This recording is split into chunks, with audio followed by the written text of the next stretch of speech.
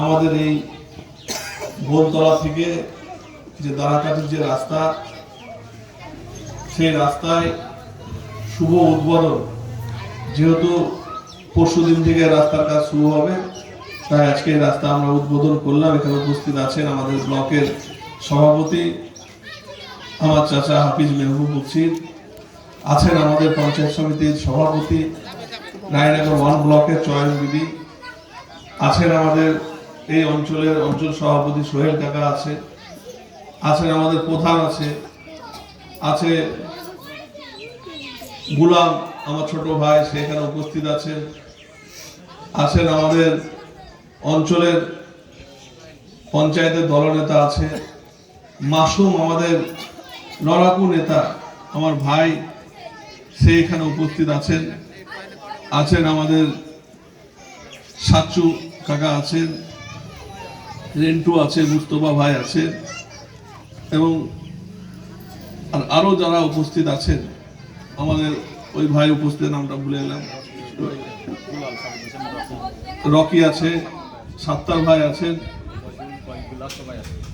অবায়দুল থেকে শুরু করে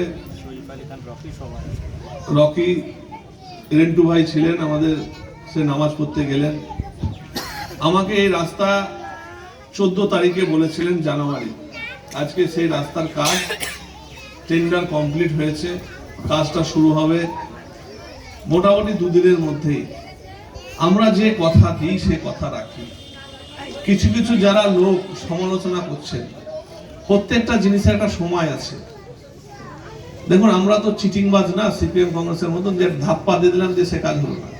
এই রাস্তা যখন টেন্ডার হয়েছিল তারপরে খাতা কলমে হবে না, এই 2 দিন পর রাস্তার কাজ শুরু হয়ে যাচ্ছে। হাসপাতালে ইসলামপুরকে মমতা বন্দ্যোপাধ্যায় একটা নতুন রূপে সিএইচসি হাসপাতাল, যার সম্পর্কে গোলাম বিস্তারিতভাবে ফেসবুকে লিখে জানিয়েছে সকলকে, সেই হাসপাতালের টাকাটা স্যাংশন হয়েছে। সেইটা তো, এটা তো জাদু না যেরকম ভাবে ঘোরাবেন হাসপাতাল হয়ে যাবে, টাকাটা স্যাংশন হয়েছে। বছর খানিকের মধ্যে ইসলামপুর বাসী একটা নতুন হাসপাতাল পাবে।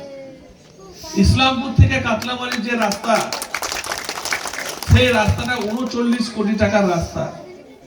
সব রাস্তার একটা সময় থাকে, এই রাস্তাটার একটা 3 মাসের প্রক্রিয়া আছে। সেই টেন্ডারের কাজ চলছে, কয়েকদিনের মধ্যে সেটাও দেখবেন শুরু হয়েছে। এখন যেহেতু বড় বড় গর্ত আছে, তাই তার উপর দেখবেন আপনারা যে 4 লেন রাস্তা, সেখানে টোল ট্যাক্স নেই, সেখানেও ইট দিয়ে, যাতে গর্তগুলোতে কারো ক্ষতি না হয়, গাড়ি যেন পাল্টি না খেয়ে যায়, ইট দিয়ে করা হচ্ছে। তো 4 লেন রাস্তায় যদি হয়, তাহলে এই রাস্তাগুলো হলে তখন সিপিএম কংগ্রেসের গায়ে জ্বালা করে। কেন বলুন তো? 4 লেন রাস্তাতে যখন হচ্ছে সেখানে তাদের জ্বালা হচ্ছে না কেন? সেটা কেন্দ্র সরকার, বিজেপি সরকার, আর এটা যেহেতু রাজ্য সরকার, তৃণমূলের সরকার, তাদের গায়ে জ্বালা হয়। এরা মানুষকে কিছু দিতে পারে না। আজকে যখন যুব সাথীর টাকা ঢুকছে, তারাও নিচ্ছে, কিন্তু তাদের মুখে কোনো কথা নাই। লক্ষ্মীর ভান্ডারে যখন 500 টাকা বাড়ছে, বাংলার মা বোনরা সেই টাকাটা পাচ্ছে, তখনও তাদের মুখে কোনো কথা নাই। তারা শুধু সমালোচনা করে। তার কারণ চিটিংবাজদের তো কথা থাকে না, তারা খালি রাস্তা খুঁজে যে সমালোচনা করব, আর আমরা কাজ করি। আজকে ডোমকলের মানুষ আমাকে মাথায় করে রাখে। কেন রাখে? ডোমকলে কাজটা করে এসেছিলাম তাই। সুপার ফেসিলিটি হাসপাতাল যখন আমি ডিক্লেয়ার করেছিলাম, সেখানকার সিপিএম কংগ্রেসের কত উপহাস। যখন ডোমকল পৌরসভা হবে বলেছিলাম, কত উপহাস। ফায়ার ব্রিগেড হবে বলেছিলাম, কত উপহাস। আজকে সেগুলো সব কাজগুলো কিন্তু হয়ে গেছে। আমরা যা কথা দিই সেই কথাটা রাখি।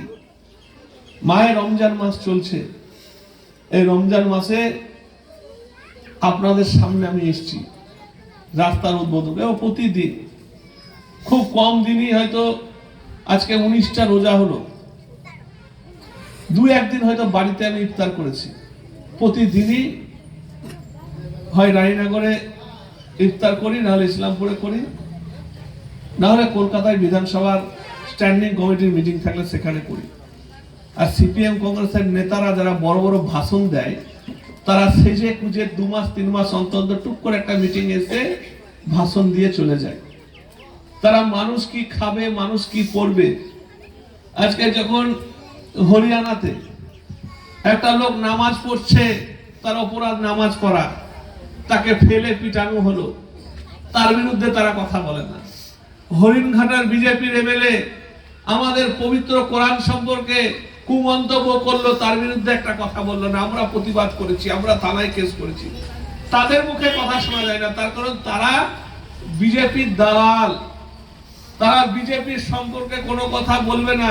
এই শহরে এত মুসলিম লোকের নাম বাদ যাচ্ছে, কই কাল থেকে তৃণমূল কংগ্রেসের নেত্রী অভিষেক বন্দ্যোপাধ্যায় আমার নেতা ধর্নায় বসে আছে 6 তারিখ থেকে। সিপিএম কংগ্রেসের নেতাদের দেখেছেন কোনো প্রতিবাদ করবে না। এরা শুধু সিপিএম কংগ্রেসের ভোটের সময় তারা টাকা পায়। মোহাম্মদ সেলিম এসেছিল, বিরাট প্রচার, সেলিম সাহেব যে লোকসভা ভোটে গেল, সেলিম সাহেবকে তোমার দেখা নাই, তোমার দেখা নাই, কোথায় চলে গেল। আবার এখন ভোট আসছে, আবার কংগ্রেসের কোন নেতাকে টাকা দিয়ে পাঠিয়ে দিবে, সিপিএম এর নেতাদেরকে টাকা দেবে, যা আগে খরচ কর। অত সহজ না এটা। রানীনগর বিধানসভা মুখে ঝামা ঘষে রানীনগরের মানুষ পাঠিয়ে দেবে। তার কারণ আমরা মানুষের কাজ করেছি, মানুষের পাশে থেকেছি। আজকেও এখানে 8 কোটি 29 লক্ষ টাকার কাজ প্রায় 8 কোটি 40 লক্ষ টাকায় কাজ উদ্বোধন হচ্ছে। এই রাস্তাটা টেকারাইপুর থেকে শুরু হচ্ছে, হেরামপুর, মালিবাড়ি 1, মালিবাড়ি 2 এবং হুরসি, কটা অঞ্চলের মানুষের উপকার হবে। দানাকাঠি দিয়ে ঢুকবে, সোজা গিয়ে বলতলায় উঠবে। কাদের সুবিধা হবে? খালি কি তৃণমূলের লোকরা হাঁটবে, না সিপিএম কংগ্রেসের দালালরাও হাঁটবে না? কে? হ্যাঁ, তাদের মুখে কিন্তু একটা পরশুদিন থেকে যখন শুরু হবে, তাদের মুখে একটা কথা তারা কিন্তু বলবে না। এই যুব সাথীর টাকা ঢুকছে 1500 টাকা করে, একটা কথা বলবে না। তার কারণ এদেরকে মাইনা দেওয়া হয় শুধুমাত্র তৃণমূল কংগ্রেসকে বদনাম করার জন্য। এরা বিজেপি পার্টির কাছ থেকে পয়সা পায় এবং দেখবেন ভোটের সময় এদের আবির্ভাব হয়, ভোট চলে গেলে আবার খুঁজে পাওয়া যায় না। তাই এদের কাছ থেকে সাবধানে থাকতে হবে। আজকে এখানে 8 কোটি 40 লক্ষ টাকার রাস্তা উদ্বোধন। এরপরে আমরা যাব মালিবাড়ি 1 এবং আমার চাচার অঞ্চল কালীনগর 1, সেখানেও প্রায় 2 কোটি 70 লক্ষ টাকার একটা রাস্তা। দীর্ঘদিনের দাবি ছিল সেখানকার মানুষের, সেই রাস্তার কাজও আজকে সেখানে হচ্ছে। তারপর আমরা হারুরপাড়া যে বিএসএফ ক্যাম্প আছে, সেখানে একটা উন্নত মানের একটা পার্ক আমরা তৈরি করছি, যেখানে এই এলাকার মানুষ লালবাগ ঘুরতে যায়। 6-7 মাস পর হারুরপাড়া 4 কোটি টাকা আমাদের সেখানে প্ল্যান আছে। আজকে 65 লক্ষ টাকা হচ্ছে, পরবর্তীতে আরো 1 কোটি টাকা রেডি হয়েছে। এইভাবে আমরা সেখানে একটা অত্যাধুনিক পার্ক আমরা সেখানে বানাবো। তাহলে আমরা মানুষকে, এই যে আজকে এসেছিলাম, আজকে রাস্তা সিপিএম কংগ্রেসের নেতারা শুধু ভাষণ দিতে আসবে, আর কোনো কাজে তাদেরকে পাবেন না। তাই সকলকে আমার অনুরোধ থাকলো, মমতা বন্দ্যোপাধ্যায়ের উন্নয়নের সঙ্গে থাকুন, মমতা বন্দ্যোপাধ্যায়ের পাশে থাকুন। বাংলার মানুষ কি খাবে, কি পড়বে, এটা বাংলার মানুষের অধিকার আছে, কোন রাজ্যে অধিকার নাই।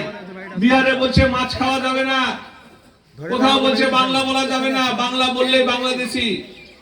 আজকে সিপিএম কংগ্রেসরা প্রতিবাদ করছে না। কেরলে সেখানে বিজেপির সঙ্গে হাত মিলিয়ে নিয়েছে সিপিএম পার্টি। এই যে সব সময় তাদের যে এই চক্রান্ত, তারা নিজেরা পারে না। বিহারে কংগ্রেস নিজে হারলো, লালু প্রসাদের ছেলেকে নিয়ে হারলো। এরা হচ্ছে একটা অশুভ, যেখানে থাকবে সেখানে কোনো শুভ হবে না। তাই সকলে ভালো থাকবেন। সকলকে মাহে রমজানের আজকে 19টা রোজার শুভেচ্ছা জানাই, ভালোবাসা জানাই, সালাম জানাই, আদাব জানিয়ে আমি আমার বক্তব্য শেষ করলাম।